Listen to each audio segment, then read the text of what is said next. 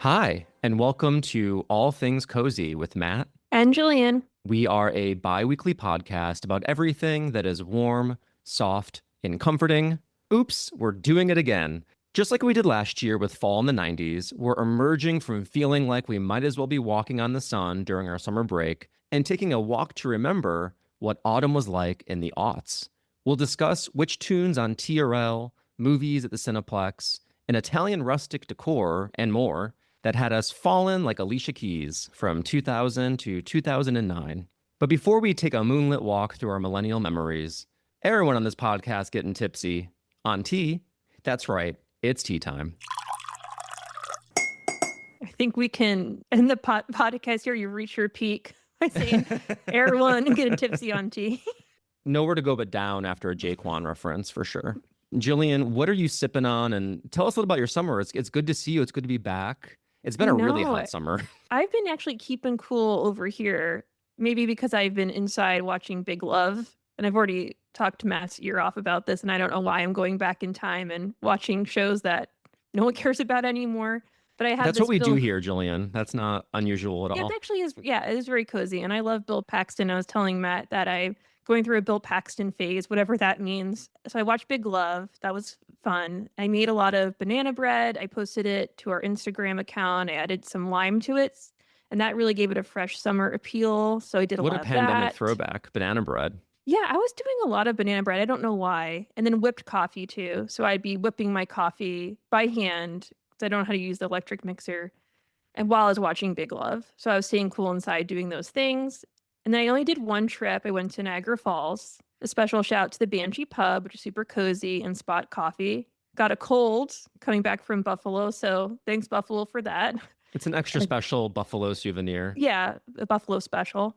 And then my nephew came for a visit, not Finbar, who rates our fridges. It was the little one. And he is a year and a half. We went to Griffith Park and rode the train. And if you have little kids, I recommend going there. It's so cute. It's been around since 1948, I believe. And it's this old Western town that you drive through. It takes like 2 minutes. And this guy actually drives the train, and the kids are so excited to go on it. It costs $4 for adults, and I think kids under two ride for free. So that was really fun. And he just loves to cuddle and snuggle. And then the last thing that I thought was really cozy that I did this summer, I really bonded with Canella, my dog. We went on daily walks with one another. I was actually like, we're going together. I was walking her. How romantic. Yeah, hand in hand. Hand and paw. And I also cleaned up the end of my street. So I was picking up trash. That's great, actually. You're doing a public service Well, while apparently it's bonding a with your lover's dog. lane, so I learned that. Sprucing things up. So it really was a low-key summer, which is the kind of summer I want to have. If you recall, last summer was a Reba summer and a Twister summer. This summer was a banana bread, big love, dog walking, picking up trash, getting colds in Buffalo summer, and I loved it. That sounds great. It sounds very fun. It sounds rejuvenating and restful. You're ready to come back and record all these cozy episodes. Yeah, but what's not cozy is, and I don't want to hate on this company because I'm sure it's lovely, but Adagio Teas. I was so excited to have their autumn sampler and still sitting in New Jersey. But when it does come, I'll post a review on Instagram maybe because there's this one flavor I really want to try, and it is their autumn mist green, which is described as a gently smoky gunpowder Oh, combined wow. with bright tangy apples and rose hips. And everyone in the comments of the sampler and the reviews, maybe it's AI driven probably, but like we can't get enough of the autumn mist green. So I am just so excited to try it. There's also a bonfire flavor, which is an autumn medley of hazelnut, cocoa, and exotic spices, a honeybush pumpkin chai. So I really hope that this autumn sampler leaves New Jersey so I can sip on these teas. I don't want to commit to one. I want to really savorful and get a full smorgasbord of flavors. So I'll keep everyone posted on that. Yeah, the names sound delicious or at least evocative of autumn. And we'll take a rain check on the tea review for next time. I know it's going to be dying to find out about the gunpowder tea. This will keep people coming back for more is what did Jillian think of her autumn tea sampler? So we have a hook. We have a hook for our next episode. What's been going on with your summer? As our listeners know, I summer in St. Louis most of the time, visiting family. And this summer was no exception. We did a lot of outdoor concerts. This was a really hot summer in the Midwest in particular, like in the hundreds, really, really hot. We just went through a major heat wave down here. Fortunately, at least one of the outdoor shows I went to was before all of that happened. It was a beautiful night at the Hollywood Casino Amphitheater Ooh. where we saw Bob Dylan and Willie Nelson at the Outlaw Music Festival. Bob was inscrutable as always. And what's so funny about his performance was that he played lots of very famous songs, but he changes the arrangement. And so that you can tell the audience like doesn't realize what he's playing until like halfway through the song. And they're like, oh, that's Don't Think Twice, It's All Right. Okay. So that was fun. Willie Nelson, though, for me was the standout because A, he's 92 or 93, but he's still touring. What's incredible is that his voice is still as clear and strong as it's always been. So that was one thing we did that was really fun. The other outdoor event that I went to was seeing Evita at the Muni in St. Louis, which is an outdoor theater, and they do a lot of musical theater in particular. I believe sometimes they do plays, but it's usually musical theater. And they're open all summer, and they do basically 6 shows-ish that run for about a week or two each. And they get folks from Broadway to come and do it. One of the cast members in the Evita I saw won a Tony. Actually, the Muni, this venue, won a Tony this last year as they give like theaters that are outside of New York Tonys for their work. And then the Muni won it this past year for their work supporting musical theater. It was great. Like the performances were phenomenal. The set was amazing. I really love the scene where when she does Don't Cry for Me, Argentina, she walks up the staircase dramatically, and we're looking at her walk up the staircase, so we're looking at her back as she walks up, and then the staircase spins and she sings the song to us, the Ooh. audience, from the balcony that's on top of the staircase. So there was a lot of really nice stagecraft, very good dancing, actually, more than I was expecting. And yeah, that was a lot of fun. The whole family went to that. That was great. My nieces and nephews got to enjoy some musical theater. That's fun. In general, though, because it was so hot, what was great too is that everyone got on my level and stayed inside as much as possible. So enjoyed staying in and watching The Gilded Age. It's a great season so far. Shaking my head, but still enjoying it deep down. And just like that as well. I'm never going to stop watching it. Me neither. No, I have to. They don't like behave like human beings, but it's fascinating to watch the writing and just what they do with these characters who no longer behave like themselves, which is incredible. All the way down to their outfits. Yeah, that's right. I'm thinking about Miranda. So yeah, that was in a nutshell some of the highlights of my summer. But yeah, it's been so hot that I'm very much looking forward to fall and excited to imagine that we're already in autumn with this episode. But before we go into that, I am also drinking a tea, but this is from Starbucks and it's iced. I wanted to try their strawberry matcha strato frappuccino, which sounds like the name of a drink that people who are making fun of Starbucks drinks say, like, oh, is that the strawberry matcha strato frappuccino? Like whatever, like it's a matcha frappuccino. And then on top of it was a cold foam of strawberry. And I love the cold foam strawberry. It's very summery. It's very tasty and sweet. I like that a lot. And then you get to the frappuccino matcha, and matcha is so hot right now. And I've been getting more into it because my husband really loves matcha. And so I started to develop a taste for it as well. Matcha is already kind of a delicate flavor. I mean, it's very grassy, it's kind of light. And when you put that in a frappuccino with lots of ice and it's cold, the flavor really disappears. I want to get this again, but instead of the frappuccino for the matcha, I'd rather just get a regular iced matcha with the cold foam on top. I think that would taste a lot better. I kind of wish it was a little more strawberry forward and kind of mixed in evenly versus like it starts out really strong with the strawberry cold foam and then just fizzles out. So there's my unasked for review of the strawberry matcha strato frappuccino at Starbucks. It's a beautiful drink. Yeah, the light green with the light pink on top. It's a pretty drink. That's what drew me to it initially. Gillian, are you ready to reminisce about 500 days of autumn? Teleport me there. Picture this. It's a chilly Saturday morning in October 2005. You get a call from your friend on your Nokia cell phone to meet them at the mall to help them shop for faded and distressed bootcut jeans. So you throw on your pea coat, walk through crunchy leaves, and hop in your parents' Oldsmobile Intrigue. You pop in a fresh mix CD you've just burned on your Windows media player called Sweater Weather, with songs from Norah Jones, Avril Lavigne, and The Fray. On your way, you grab a chai latte from the Seattle's Best in Borders, and later, you'll carve pumpkins while watching TRL and arguing over whether Gilmore Girls or One Tree Hill has the superior fall vibes.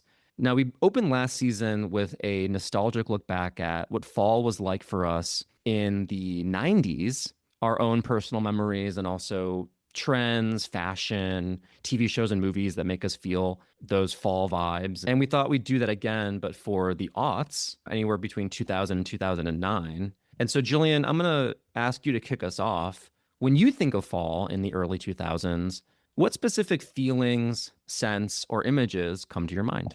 I can see myself walking around my block, walking through leaves with my old iPad, with my iPad in hand. Did they have iPads then? I don't know if they did. I was not following Apple very closely. I just bought that iPod. I can see the iPod in hand, and I have such a hard time saying iPod because I'm just so heartbroken over the fact that We haven't I don't said the have word one anymore. iPod in so many years. It's only natural. I had the classic old white one, and I think my friend's older sister gave me hers when she got a new one. And I just absolutely loved it. And I think the fall in the 2000s is when I discovered a lot of music and music I still like today. So I can just see myself walking down the street, listening to new music I discovered. And we'll get into this later, so I don't want to get into the music too much, but I remember seeing Death Cab for Cutie with my dad in October 2005. So it was really that kind of era where I was really getting into music outside of that thong, song, that classic pop music. I was just trying to find myself through music. And so I really associate that time with that period of discovery. And as we're doing research for this episode, I realized a lot of music does come out in the fall, new music. So Yeah. it coincides with that. And then also clothing catalogs. We don't have those anymore. I miss looking through the Delia's catalog and also the 17 magazine, like the fall fashion. We have the Vogue big September issue, but that's really more about the cover and the celebrity, and it's less about the teen fashion. There's no teen fashion there. And I would never looked at Vogue when I was younger. So it's just really those classic magazines. And I remember getting them in the mail. And that was such a thrill to get magazines in the mail. I really miss that. And so just the excitement of newness. My birthday is in September. And so I associate that with turning a new leaf, all of that, looking forward to what's to come in the school year, and you have that new possibility and all of that. And so that reminds me of the early 2000s and fall. Yeah, I really miss my iPod. I think about that more often than you'd expect because I'm always trying to remember what music I liked when I was younger. And obviously, somewhere in my archives and my external hard drives, I have like all that old music saved, the MP3s. Mm. But what I really loved doing, and it was kind of just a relaxing therapeutic process, was ripping a CD, putting the music onto my computer, transferring it to my iPod, hand selecting the album artwork if it didn't naturally find it, and it usually didn't. So I had to go add that thumbnail so I could have the album artwork. But I was really aware of every piece of music I had, like every single song. Like I knew exactly where it was. I knew what I had because I was constantly curating it. And I really missed that intentionality and also just the satisfying feel of the click wheel, the scroll wheel on the iPod was a very fun design. I didn't get one until kind of later. I didn't get an iPod until they had like the color LCD screen or whatever, and I had Mhm. like a silver one or something. I was like really excited to finally get an iPod when I did, so I could stop listening to my Discman. Well, so personal. Like, you're saying the Discman because anyone could just press the button and out in your disc in the open, but with an Right. iPod, it felt not secretive, but really was you're curating your own little world. And it was just felt so private and special and different opposed to just carrying around your CDs and stuff like that. And then you had to have the case of the CDs, and that was a whole thing. And they got Oh yeah. scratched. You know that mine were severely scratched. You know that mine were missing. When I think of fall in the 2000s, I think of just super crisp and crunchy, just like my over gelled hair at the time. And this whole era was when I was coming into being a young adult. It spanned my high school period, actually a little bit of middle school in there, high school, and then college. So this was like my entire young adult teenage education period was this era. And so this was really when I was forming my identity. So it was actually hard thinking about this process because I felt like or what fall meant to me in this era because I felt like I was so many different people in the span of those 10 years. And also so much happened. I don't know, just like Right. it was a really impactful decade in general. They all are in their own ways, but there are a lot of important historical events in the history of autumn that happened in this period. Maybe most importantly, the rise of the pumpkin spice latte, which was launched in 2003 and changed all of our lives, we have to say. So it was a really important decade for fall. And yeah, I think of school a lot because that's really what I was doing at the time, starting the new year and the back to school months. I was thinking as you're talking, it was the best of times, it was the worst of Yeah, times. exactly. 'Cause the early 2000s were bad for me, I won't lie. The fashion was not great.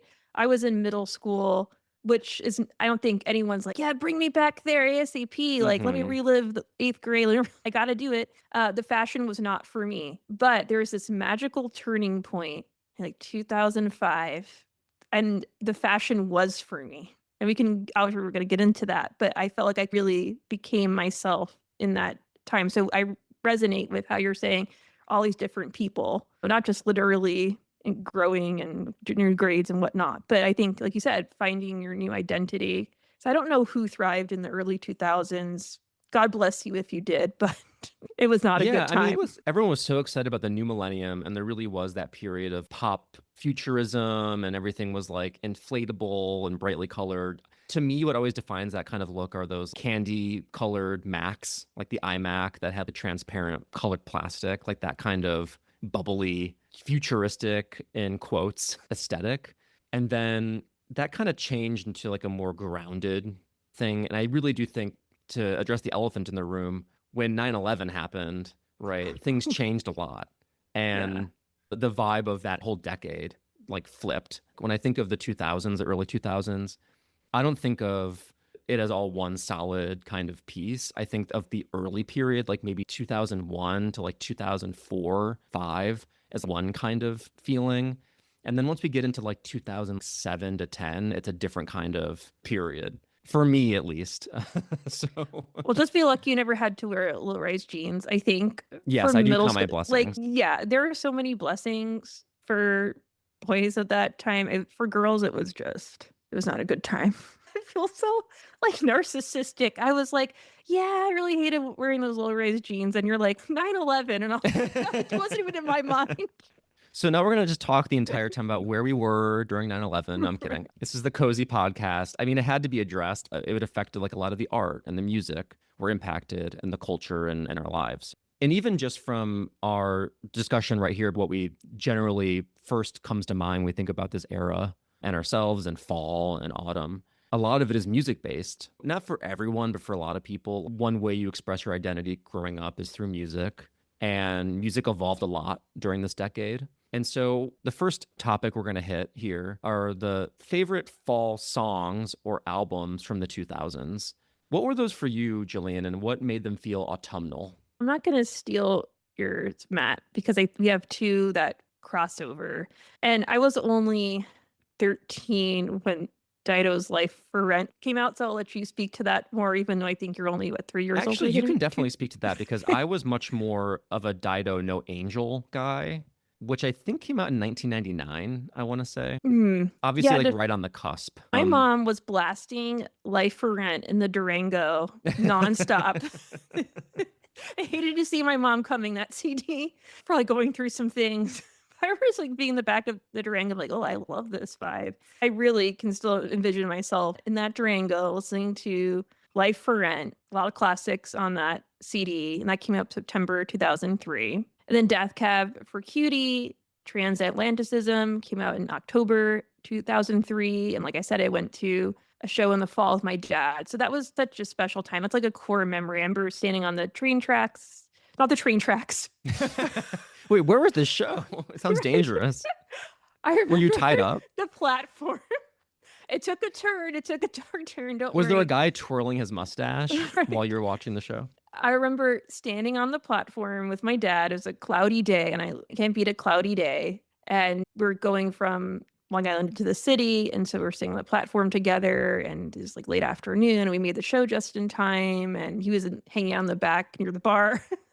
I was up front, and it was just like a perfect fall day, and it was just so fun. So that's like a core memory of music, and I'm glad I got to do that. And he was kind enough to take me. I remember Interpol's Antics, that's September 2004. That was on my iPod, and I remember walking around in the schoolyard behind my house because the elementary school was behind my old house. It's a really picturesque old red brick building, and so it's just really nice scenery and East Coast fall. And then Passion Pit's Chunk of Change, which is September 2008. And speaking of that newness and possibility, I was at Emerson then. I think the guy who wrote it went to Emerson. And so I was there at that time. And so it was just blasting all around. And just that excitement of being in Boston in the fall. And that was just really special as well.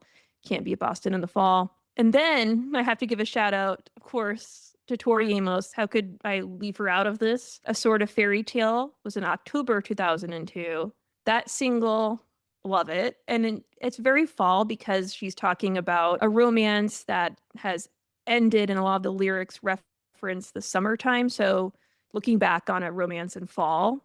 And it's just this beautiful song. And the music video that was on the DVD, it came out, I think, a year later. I remember watching it on the big screen at my house and forcing my friends to watch it. I'm like, this is true high art. If you know this music video, I need someone to write in and let me know. It has Adrian Brody in it, and it's just this really weird music video. Tori Amos. Matt, have you seen this music video? It's not ringing a bell. Okay. Tori Amos she was like a hopping leg, and her head was attached to a leg. She was Grotesque. hopping like, okay. And Adrian Brody was attached to a hand. And so they'd be hopping around together. And then Adrian Brody makes fun of her toe. And then Tori Amos hops on a skateboard and is driving along with this guy on a skateboard. And then she hops off, and then she walks to the beach with her little 1 foot. They're little tiny foot and hand people. Sure they were, Gillian. Sure. She reconnects with Adrian at the beach. And I truly watched it over and over and over again. I was extremely popular. So any of those armchair psychologists, please write in with your theories as to why young Gillian was so obsessed with this music video. No, that sounds in line with the music videos of that era, which is they were starting to use more special effects because it was becoming cheaper to do that. But there was still a market for music videos. So they had like higher budgets. They could do more interesting things. There were a lot of great music videos that came out during this decade.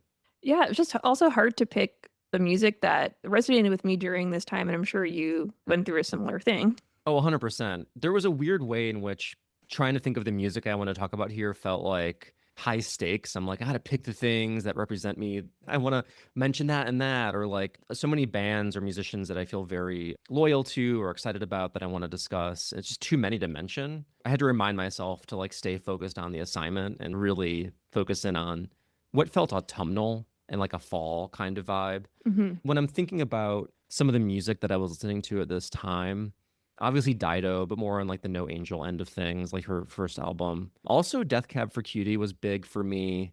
Their music is just so ethereal and contemplative, and I think the sparse guitar, and it's almost like a sad sound a lot of the time, really fits fall very well, especially Transatlanticism, where I believe like the titular song in that was on 6 Feet Under, was on their soundtrack, which was my introduction to them. And it's such an epic song. And, you know, Arcade Fire, Funeral was a very autumnal album, that first Arcade Fire album. When I think about this time period, I also think about one of the first bands that I felt like I discovered them in a weird way, but of course I didn't, were the Arctic Monkeys, who I loved. They were the first, maybe the only band that got big because of MySpace, where their music was shared freely on MySpace. And then they grew such a fan base that they not only came out with that first album, they released a second album 1 year later.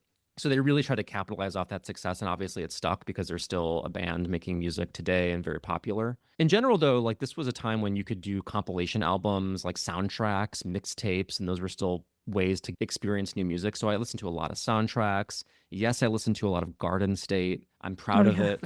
It was a Yeah, great I was soundtrack. thinking about that this morning. I was like, oh man, there's just so many things that define that. But I'm sure you felt not that others are the obvious picks, but like what was more specific to you. And and so that's why I was like, oh, I'm not going to include that because I guess everyone in our age group had a chokehold on.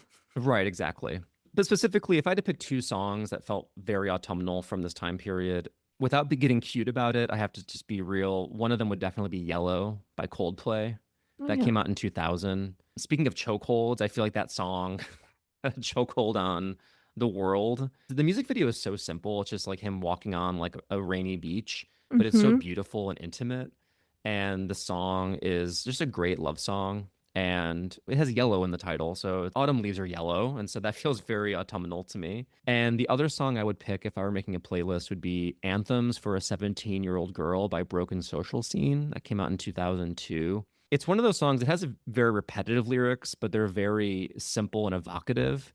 And to me, the song is yearning incarnate. It really manages to be nostalgic and present at the same time. It's very haunting. And that's Metric's Emily Haynes on the vocals for that. Broken Social Scene was a weird group because they had all these different musicians as a part of it, which I guess is how it gets its name. And they all had independently, not all of them, but many of them had very successful careers independently. It's very dreamy, that song. And I think Fall is very dreamy in its own way. And a Yeah, lot of daydreaming and looking backward. And so I think Yellow is a good pick too, for the reason that you said, because it's reviewing things and getting right. lost in that dream you had. Right now, Coldplay's back in our collective memory because they're exposing affairs on their jumbotrons, and so Yeah, and people are suing them because they had which an is wild. That's affair. so It's no, ridiculous. yeah, You're in no, public. go to prison immediately. And yeah, in the spirit of that, Julian, I'm gonna make a playlist on Spotify for Autumn in the Aughts, including Ooh, our I love songs, that. and then a few more extras that we can enjoy for our listeners. And then also I'll make one for the 90s that we did, Oh, that'd be so that we lovely. can have a little bit of playlist action here. Because we keep calling this out, but it's like I really miss that time when soundtracks and compilation albums were a viable way to discover new music. And obviously there are like algorithmic ways that new music gets fed to us, mostly over social media now. But if you do have your own like Spotify or Amazon Music account or whatever, it's very much trying to already give you what you already like. And what I liked about these sorts of compilations was that they were made with intention by a human being, and it would expose you to new things that you wouldn't otherwise listen to. And I do miss that feeling quite a lot. All right, so switching gears from music to movies or TV shows. Which movies or TV shows from the early 2000s felt like fall to you, even if they're not technically set in autumn? This was hard too, because obviously I have to pick the classics, but I was also going back in the Rolodex of my mind. It's like, well, what did resonate with me that's also not just so, blatantly obvious, but it's okay leaving the blatantly obvious as well, because Gilmore Girls, I mean, Yeah, I'd be remiss. How could I not? we're all thinking it. Gilmore We're all Girls is thinking it. obviously very Everyone autumnal. knows me and the Gilmore Girls is huge for me. Like, I literally just went to see Amy Sherman Palladino in the spring, give a chat, a talk. It was a celebration of her work, and Lauren Graham was there, the whole gang. You're a Lauren Graham groupie. I've been with you to a couple things that Yeah, have Lauren Graham that's just the in them. coincidence. But the Gilmore Girls, the New England Fall, and they're always doing fall festivals in that show, and then the coffee of it all, and just the clothing. It was a time, and it was released in October 2000. So even its release date is super fall. In that vein, Everwood, which it wasn't as popular, but it did leave a lasting mark, I think, is released in September 2002. The late Treat Williams was a star on that show, and he was wearing a ton of flannel. It took place in Colorado in a small rural town. So you can only imagine the beautiful fall scenery and foliage that was in that show. And then they wore a lot of those classic coats of that era, which is a corduroy jacket with the white fur sleeves. You know what I'm talking about? Yeah, the Sherpa lined Oh, okay, coats. that's what that is. Okay, yeah. Yeah, So Emily Van Camp, the one of the Brokeback Mountain actors. look. Yeah, the teen girls were rocking that too. Yeah, So classic fall energy for that show. And then going to movies, Twitches, Tia and Tamara Mowry, Disney I've never Channel. seen Twitches, which is such an oversight. It really is an oversight. I rewatched it just for this episode, and it was worth the $4 to rent. It's hilarious. Jennifer Robertson was in it, and she is hilarious. She's, if you're familiar with her, she's in Schitt's Creek most recently. It's just a really interesting movie. I couldn't tell you the magical backstory of it. It comes at you hard and fast, and I can't follow it. I have no idea who's chasing them, who the evil people are, what world they're in. But they had these amulet necklaces, and I love an amulet It's necklace. all about the accessories. Yeah, I would wear their amulet necklaces today. It's a moon and a sun because I guess one of them is the sun and well, there's the moon. I don't even know. Like I said, the magical concept needs some work. They really rushed that, but it's a lot of fun. And it reminds me of the double toil and trouble energy, but they're 21 in this movie, so a little bit more of a adult edge. And I thought Disney was so premium growing up. I think you had to pay extra to get that channel. Did you have Disney, Matt, growing up? I did, yeah. Oh, well, I excuse I me. think we had like the cable package that had HBO and Showtime and so much. I think that all got bundled in. Yeah, I just had Nickelodeon, so I didn't have Disney. So I was really jonesing for some Lizzie McGuire, and I would go over friends' houses. I'd be like, let's watch that. Anything Disney just seems super elevated to me, like extra production. But rewatching it, there's no production. Yeah. And Autumn in New York, skip that. We don't need to have any other more women dying to speak to men about life.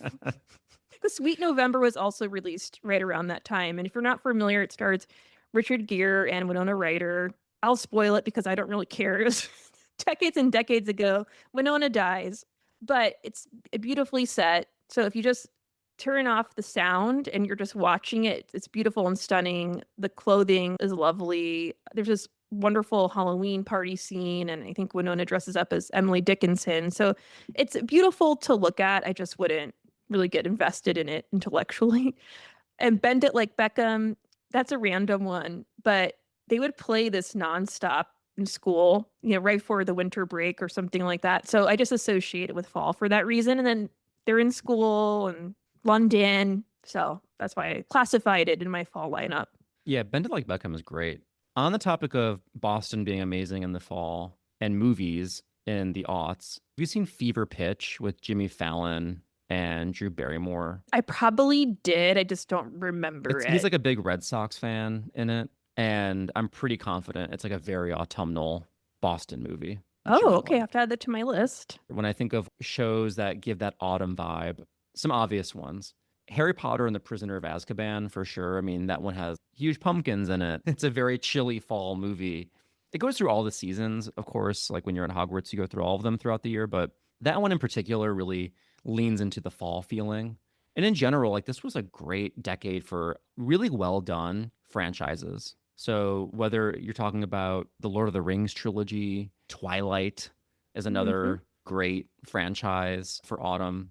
But for me, like my favorites from that time that really give me that fall vibe on the TV show front would be the Osbournes. From day one, I was obsessed with the Osbournes. Now they brought us, for better or for worse, and mostly for worse, that genre of reality TV where you're following a family. Prior to that point, we had never had that kind of intimacy. And I was watching them talk about it. Like they rewatched their show on YouTube.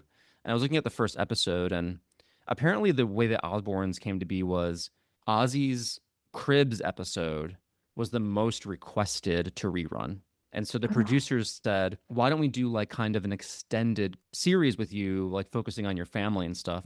Because people really like being in your house. And when you watch the first episode, they're moving into their first house. It's very house focused. I think that's because it comes from that origin story of being Cribs related, another great MTV show from the era. But in general, like, first of all, there's the 24/7 Halloween of the Osbournes, which feels very fall to me. And the great switcheroo of, the Prince of Darkness, the lead singer of Black Sabbath, and his family's cantankerous and argumentative, but also very loving and sweet and relatable. And they have all these pets and animals that are pooping everywhere. And Ozzy, sweet as can be, shuffling around, trying to find his colored pencils, just trying to do his art. Honestly, the calm center, the eye of the storm, and the chaos of that house. Not what you'd expect from Ozzy Osbourne at all. I find that show extremely cozy, very funny. It's wild. We watched that first season. There's so many stars that like just kind of like Topher. randomly traipse through. Yeah. Elijah Wood. What also is interesting about that show, sorry, I'm going on and on about it because I love the No, I Osbournes, and this will loved be my only listening shot to to you talk talk about it. about it. I want to do an episode just on the I feel like Osbournes maybe after we you did watch talk it about them when we did our reality briefly TV in our episode. reality TV episode, and also bite your tongue for better or for worse, only for better. No, I don't know. Love Because to reality me, I TV. feel like we really lost the plot when the Kardashians came out.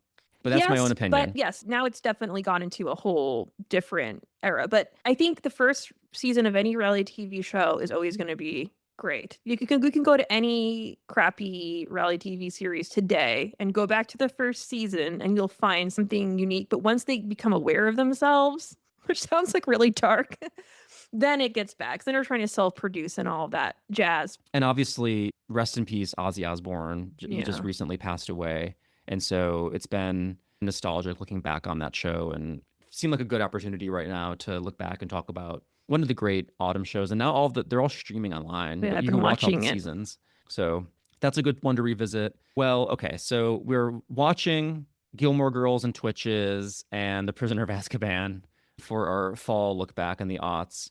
But what are you wearing, Julian? If you're thinking about fall fashion trends, I already know you're wearing the low-rise jeans. You love Oh rocking yeah, boots with those. the fur, yeah. Just kidding. What fashion from that time screams fall to you? I mentioned Delia's earlier, and so I was a Delia's girly.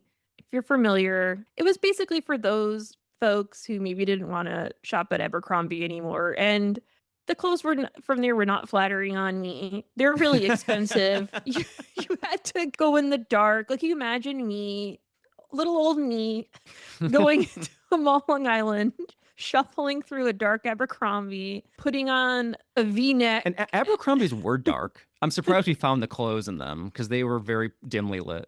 Yeah, so Delia's was kind of a bit of an escape, and it was definitely cutesy clothes. It wasn't anything that was really subversive or cool or edgy. It was just, hey, everyone, if you're just an average lady and want something that's, not a V-neck or a short denim skirt, come in here and find refuge. And so that's why I was at Delia's. I got my first pea coat from there, and I thought it was just the height of refined fashion. When you wrote So peacoat in the notes, it was like a shock for me because I had written my section already, and then I saw that you had mentioned peacoats, and I was like, oh my God, there was nothing more that I wanted than a peacoat.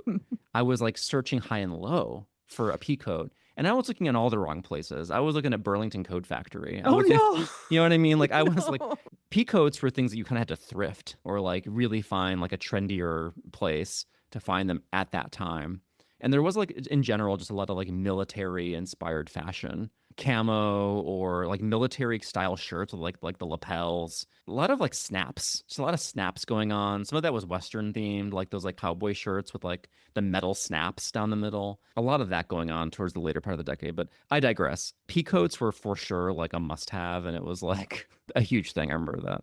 Yeah, it was like a magical cape when I put it on. I really just was like, "Oh man, Yeah, who I'm needs in my their legs element." to be warm? You just need your torso to be warm. Well, I also included a more whimsical, a longer peacoat vibe. It's a version of a peacoat and gonna have a little ruffle going down. That sounds almost goth. I interestingly didn't have a goth era. I have a picture of myself. I was with my friends. I had to take for photo class, and so took a photo of me in that coat, and I'm in a field very artistic. So I love coats. Coats, I miss coats. I just want to wear coats. I could go back in the time and just relive and just wear all those coats. I miss being on the East Coast and wearing coats. You don't really get to wear too many coats Yeah, here, you and don't. I mean, I really force a coat in Los Angeles because I always love wearing a coat, but it's not always appropriate. It's usually yeah, not appropriate. coats are amazing, and we were coming off the time when the puffy jackets were a thing. Everything was like smooth, and you had to look like a puffy seal. Or like those puffy vests. Right. Thermal shirts, I wore a lot of those, so the ribbed or waffle fabric. And that was a thing back then, just to not wear your thermal shirt under anything, just your bra on the thermal shirt. And that was a statement. I definitely have a thermal sweater thing going on. I remember wearing that. And on the topic of coats, and you already shouted it out, but that Sherpa line coat was another must-have for me, especially after I saw Brokeback Mountain. It's like a corduroy exterior. Corduroy was huge. I had It corduroy was. pants, Me corduroy too. everything, and then white fuzzy wool lining, I believe, Sherpa, whatever. My jacket was identical to the one that Heath Ledger was wearing in that movie. I don't know if it's Heath Ledger or Jake Gyllenhaal. One, I think it was Heath. One of them, or both of them. I thought I was like so hot to trot because I Do you still got have that it? jacket. I wonder if I do somewhere. It's hard to imagine that I would have parted with it. One other mention, I would say that the other big like fashion accessory for me at this time was a messenger bag, which I'm really grateful that we have abandoned because it really messed up my shoulder, especially at the time when I was like using a messenger bag because backpacks were so uncool and it was Hmm. just embarrassing. You know, in high school, like, and we talked about this in like another episode previously, but like you would try to wear your backpack as low to your back as possible because you would look too dorky, at least where I went to school, if you wore your backpack tight, which is better for your back if it's tight on your back. But like we were like, no, you got to sag your jeans, baggy jeans with the backpack all the way down to your butt, just hanging there. And like we were destroying our backs. And the same thing with the messenger bags. Like I don't know what we had against our own spines, but I was like always like limping to one side, like just like being pulled by my messenger bag. It was awful, And but there's I had to it's have hard it. to stuff things in there too. They only had so much space. Yeah. They are very aesthetically pleasing, I think, but they just aren't comfortable to actually walk around with, which I think is why they've been largely left behind in that period. And yeah, I also think of lots of scarves happening all over the place. Big chunky scarves, little thin scarves. Everyone had different types of scarves happening. Yeah, Hillary Duff loved to rock a thin scarf. Yes. Paper thin, not Paper functional thin. at all. What's really scary too when we're doing the research for the episode to see coats that I once wore listed as vintage on eBay. Oh yeah, no, everything I looked up is vintage at this point. Obviously, we're 15 to 20 years past this point. Yeah. So we covered fashion. That's our fall fashion review. Let's take a look at the decor trends, like the interiors of the new millennium. So what I'm talking about here are like general trends and aesthetics that define fall for you in the 2000s. What were those, Jillian? Well, I was thinking of the fall popcorn lamp, so that iconic pumpkin lamp, and it's melted down beads. It's kind of similar to the melted popcorn decorations of the 90s. I don't know if you mentioned those, Matt, or if I did. But they're flat in the 90s and they're like a witch or something, and it looks Hmm. like melted plastic. But this is the popcorn lamp. And so that's very 2000s. I think I even had a green frog one. And they Yes. cast this really cozy glow, and so that's what I liked about them, but also just how they came in different shapes, and you want to just touch them, press on them. Yeah, they were very tactile. They were firm, but they also would like if you pushed on them, they would give a little bit. I miss the popcorn lights. I want them back. I would gladly take them back. Give me a black cat or something for Halloween. I want a popcorn lamp. Yeah, they had an interesting texture to them for sure. And then fall window clings, so basically just stickers that you put on your window. And we had this back room of our house which had big glass sliding doors, and actually it's window after window. I remember pressing those on to decorate. I don't see them around as much anymore. And you'd have just the classic, cartoon stickers of a scarecrow, nothing too fancy. Anywhere there's a window, we put those clings on. And you would hate to see an air bubble in it. And you have to be really Yes. careful. I'm still rocking the clings to this day. Really more of Yeah. the jelly clings that are more popular now, but I Mm. do miss the kind of flat clings that were a little more detailed. Yeah, maybe they're seen as tacky now, but I don't really see them anymore. We've talked about this with the 90s fall decorations, but it's gotten so competitive and just such a aesthetic and vibe that I think window clings or maybe just too pedestrian for people. I don't know. I mean, I guess also I don't know where I put my clings. So maybe people just don't have windows. You have lots of windows. What are you talking about? I have lots of windows. Yes and no, but none of them face. I have the sliding glass doors in the front of the house, so I guess I could put it there. But I That's don't kind have of I any get what you're windows. saying. They're like Yeah, not visible, but I think your door you could work with. right. So yeah, maybe I'll put some window You wouldn't clings need a on there. lot. Yeah, I would. Jay would definitely say, "Okay, this is where we're parting ways." I think that'd be the last straw because she could only take so much of me and my nonsense, and She I would just think show you the door so you could right. walk out of it. No window clings on her door. And then I already said this, but the old school iPod, that just pops into my mind. The classic white. I don't know what I did to deserve that from my friend's older sister, but I gladly took it and I'm glad that I did. It's iconic. And then the Pillsbury pumpkin cookies. Everyone knows what I'm Yes. talking about. You just slice them and there's a cute little pumpkin. I did see an Instagram post. They're releasing some new ones. There's a cute red cat. I'll have to share it on Instagram. But so I think they're giving the people what they want and doing some new shapes and cute things. Let's just keep it simple and bring back those cookies that you just slice and there's a cute thing on it. Yeah, no, they haven't gone anywhere. Like they're still around. And I remember though, I think because of that time period, like when I went to college, and I was like hanging out with friends and I wanted like a Halloween cookie, I remember not wanting to actually make anything from scratch. So I would get those and cut them up and bake them. And we all had a good time. It was like good enough for us at the time. Yeah, still good enough for me. Exactly.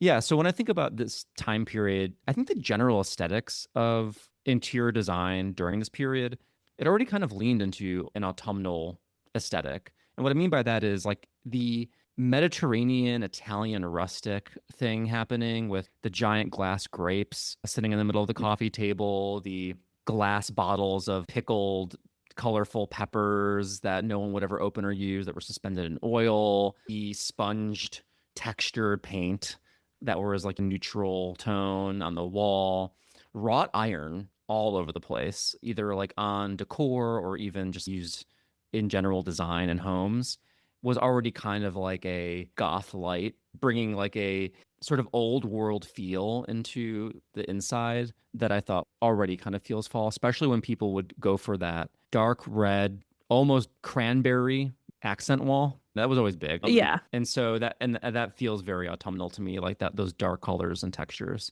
And for specific decorations, I would say if you had like a jack-o'-lantern like popcorn lamp, we were rocking the hand painted farmhouse kind of aesthetic things that like wood cutouts that were hand painted, and every face had a woozy little smile on it. It's hard to describe the look of it, but they almost look like Raggedy Ann or Raggedy Andy kind of faces with like a smile that took a long, curvy way all the way around. And it was like all like from ear to ear, basically, whether it was a jack-o'-lantern or a scarecrow face. And then it would always have a metal piece, like an irony kind of like metal part, and then straw shooting out of it somewhere.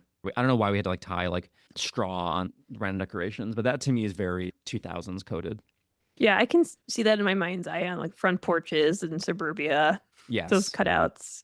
But I think you hit on something that we haven't touched on too much, the fall colors, the burnt oranges, the cranberries. Because when we're talking about the 90s, it was the jewel tones. Going forward to more earthy tones, like the olive greens and things like that. Final piece of reminiscing about autumn and the aughts. Is there any piece of fall culture that you would like to bring back? Yeah, I mean, I would love to bring back Java Core. So all the coffee art, you know what I'm talking about? Almost it was like clip art, just like clip art of coffee and just coffee art. And then the coffee houses. I would hang out with my friends in coffee houses all the time, independent coffee shops or even Starbucks. Listen, I was holed up in the Starbucks after seeing a movie with my friends, and we would just sit there and we would have our cozy fall drinks and we would just chat. And Starbucks is not a place for lingering anymore. It's hard to find a coffee shop to just hang out in casually, like really sink into. Now I just go there typically to work or I don't know, just stopping in like waiting for an appointment. It's rare that I go to a coffee shop to just enjoy the vibe and the presence of other coffee goers, coffee goers, I think it could be cafe a little goers. bit of like our time of life because, that was like college where we had a lot of time to like sit in a coffee shop and meet people and I think nowadays we're a little busier or like, we want to stay home or whatever. But I That's agree with you. Like, true. I think the other thing too is that like coffee shops have become such a place to do work in Yeah. that for me, I don't feel comfortable going to them and just chatting for the most part because you're just basically like putting your business on blast because everyone's just on their laptop working. And you might be the only people talking in the shop in general, especially in LA where everyone's writing a screenplay in the coffee shop. But I remember when like back in college or whatever, so many people were talking that you could actually have a conversation in a coffee shop and not feel like you were like broadcasting all of your business. Yeah, but it was cozy back then, the coffee shops. Maybe that's more what I'm trying to get at. Now, at least in Los Angeles, they all feel really sleek. Oh, It's you mean like in terms of design? Yeah, yeah, yes, they're kind of like actively trying to push you out. I definitely get what you're saying. right. Yeah. That's what I Yeah. mean. So in the 2000s, it felt like they wanted you to come in. They had maybe specific, special nights or they had like really comfy couches or what I was talking about, the Java core, like the art and aesthetic of a Is this like coffee. I'm imagining like a cup of coffee that's like steaming, right? But it's like a clip art look. Right, exactly. That was big. Or just had, cheesy signs in there and stuff. It wasn't taking itself so seriously. Yeah. It was cool to have just a very simple coffee shop and you went there to be cozy. So Yeah. I Well, a miss lot of that that. was like the best technology we had at the time was like the clip art that was available to us. Like now everyone's like an amateur graphic designer, but back then, you throw like a crappy piece of coffee clip art on a flyer. That's the best you could do. Hey, I'll take it. Speaking of not crappy, fresh fall lineups of teen TV shows. I Mm, miss that. The yes. excitement of tuning into a good teenage sitcom, or it's not sitcom's even the word, a drama. I think One Tree Hill was like a little bit past my time, but even something like that, just the aesthetic was really appealing. So you had Gilmore Girls, I mentioned Everwood, even the OC, just something in the fall to get excited about and tune in every week and watch it with your friends. I don't know what the kids of Euphoria, like the Yellow Jackets, I would be traumatized. I couldn't imagine just Yeah. to be traumatized every week. I was doing research. What are they watching that's comforting? What are they watching that's predictable? Where's the fall vibes? Where's the cozy aesthetic for them? It's nowhere. I mean, you have Yeah. shows to stream on Netflix, like for example, Never Have I Ever. That's a cute show. That was I could see teens tuning into. That's cute, but it's something that you stream. It's not something that you're tuning into. So yeah, I think we're really lucky in that time period. Yeah, I miss appointment TV and that feeling of like a shared conversation because you could go to school the next day and be like, "Oh, did you watch Sabrina the Teenage Witch?" Or like, "What'd you think about that episode of Friends?" or whatever. Yeah, there was like that kind of cyclical period of, people do things in the summer, they travel, they're not really watching TV. And so, in general, the television industry was like, okay, well, new shows, they premiere in the fall when everyone's back to work and they have time to watch TV. Things are getting colder. So, people stay inside more and it tapers off in the spring and then there's really no good TV at all for like months and you just you live your life outside, you do other things. So TV itself had a rhythm to it, and now it's just kind of like it's a constant deluge of stuff. You got to watch this, you got to watch this, you got to watch this, and you just have to decide for yourself what you're going to let in, tune out. I mentioned this already, but like I really miss just soundtracks and compilations. Like I miss that curated group of music either for a movie, and obviously there's still soundtracks, but like a lot of times now it's just like the instrumental music. Another thing I miss are personal blogs or custom web pages like MySpace. I like feeling like I had my own corner of the internet that was like my internet living room that I curated. It had the look that I wanted. And when people came to my cyberspace, it was my cyberspace that I like made look a certain way versus all having our own like Instagram or Twitter accounts or TikTok accounts that are all just like little slivers. They all look the same. Sorry, my cyberspace. It's just making me laugh. I was just imagining you on your little throne in cyberspace, But your I really, corner of the MySpace internet, allowed some customization. You could like right up pick your up music alley. to blast at people as soon as they launch into your page. Hmm. They had no choice. They had to listen Right. to it. You're in Um, Matt's world now. Lots of glittery animations. Yeah. Like you could do everyone with color. And they took that all away from us. We used to express ourselves on those pages. I used to just like really care about like the color and font of my live journal, the themes I could use, it really mattered. And now it's all gone. But I'll stop sounding like I'm just a conspiracy theorist against being a cog in the social media machine, man, or what. I I wish we had digress, some but screenshots of your old MySpace. it's all shut down now, but I should have preserved it a little more before I pulled the plug. Now that we've reminisced and we hope that we've triggered some hopefully good memories of what autumn was like in the 2000s, it's time that we all float on, all right, to our candle review segment where we'll see if today's scent is worth our dollar bills, bills, bills. Today I am burning a candle by Playwick Candles. It's a Canadian company based in Toronto. It's a vodka, cranberry, and tobacco scent called Big Shiny Tunes. And I think I probably need to provide some background for our mostly American audience about what Big Shiny Tunes are. So, Big Shiny Tunes was a really popular compilation album series released by Much Music, which was Canada's like version of MTV between 1996 and 2009. And each volume collected that year's biggest alternative rock or punk or grunge, whatever mainstream hits of the year. And for many Canadians and some US fans, it became the go to soundtrack of the late 90s and 2000s. I know we don't have like a ton of Canadian listeners, but hopefully we're triggering some nostalgic memories. I do miss all the alternative rock, the life house of it all, the fuel. It pairs really well with imagining someone wearing a flannel shirt, corduroy jacket. And going back to the compilation of it all, like the Burn Mix CD vibe.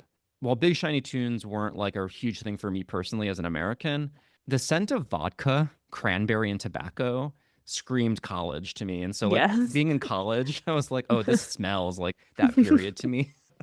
It's just drinking the most heinous vodka. Like, I was obsessed with Burnett's flavored vodkas, like a grape flavor or cranberry flavor. I think my favorite was their cherry flavored vodka Oof. mixed with God knows whatever was on hand. I think sometimes I did even mix stuff with cranberry juice. I never smoked, but people were smoking all around me. And so this really felt like it was going to hit the vibe for me of college in the 2000s. The way I'm describing the reason I picked this scent and those things mixed together, it might sound like this is going to smell like a horrible frat or something, Yeah. but it doesn't at all. It's so wonderful. I love this smell. I think first and foremost, you're getting the tobacco. I think most of it, but there's a tartness of the cranberry that's very present too. And altogether, it smells to me like a great craft store. That's the best way I can put it. And it does kind of smell like the Millennium to me. It smells like kind of like a mall. It has that kind of slight hint of like a metallic vibe to it, but with like a nice tobacco leaf cranberry flavor. And it's really working for me. Like this is one of my new favorite scents. It's a wick all the way up. I love this scent. It's funny. I know exactly what you mean when you're describing it, even though it's such a unique scent and it's hard for me to imagine. I still get what you're saying.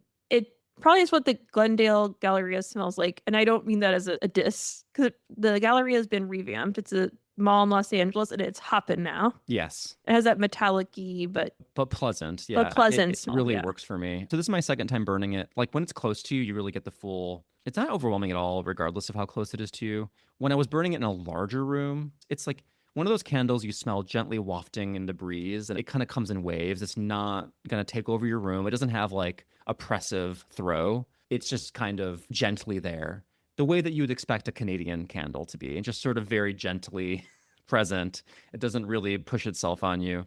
And again, so this is $32 Canadian. It was $28 US. And it was very worth it. I would get this candle again. Again, that's Playwick candles. And this specific candle is called Big Shiny Tunes. It's nice to kick off the new season with a good candle. Yeah, absolutely. It's a good start. Well, before Gillian and I stumble off into the chilly air to wonder, are we human or are we dancer? Let's give a quick shout out to the listeners who make us feel like this is the first day of our lives. Thank you to our first Patreon member of the new season, Kaylin. That's really exciting to start the season with a new member. And then a special thanks to Margot, who joined right at the end of last season. So we recorded right before you joined. So we wanted to make sure that you got your special shout out. Yeah, so on the topic of Patreon, so we're relaunching our Patreon. We are collecting your funds as we relaunch and make our show. Obviously, we have our tiers that you can join. So at the $2 level a month, you can get an All Things Cozy sticker, magnet, and a personalized thank you note from us.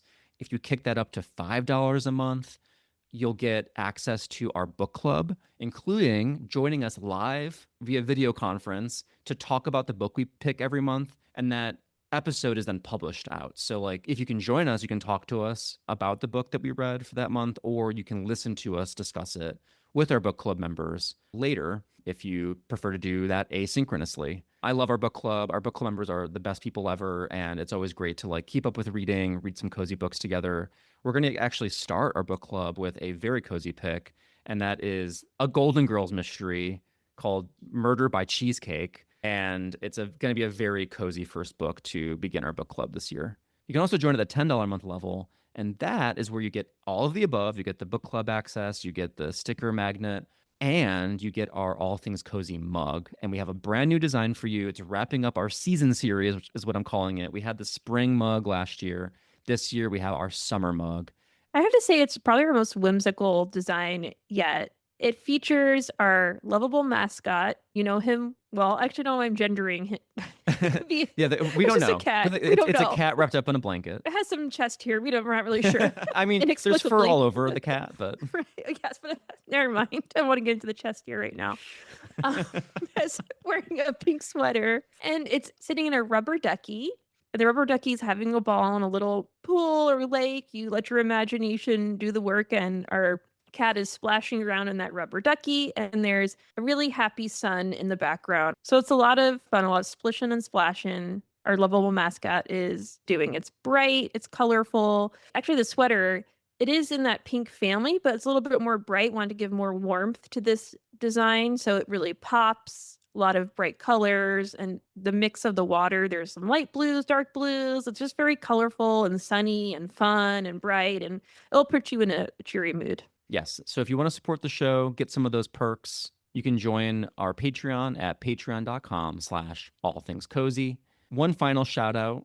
Thank you to Nikki2511 for writing a review on Apple Podcasts saying, "Thank you guys, so wholesome and cozy." Thank you, Nikki, for leaving a review. You can leave a review wherever you listen to podcasts. It helps other people find our show. And we will read 5-star reviews on our show. So if you drop those into wherever you listen, Spotify, Apple Podcasts, we will read the ones that have text on the show. And of course, you can keep up with us on our Instagram and Facebook at All Things Cozy Podcast. And we're on Blue Sky at All Things Cozy. And that does it for us. We know it's still summer technically, and you can enjoy the new mug design, still soaking in the summer, but we wanted to launch and look ahead to autumn, and at least while it's still very hot, imagining that chilly fall air until it becomes a reality shortly. So thanks for joining us again. We're glad to be back. It's good to be back in your ears. We'll have another cozy episode for you in 2 more weeks. Until next time, Stay cozy.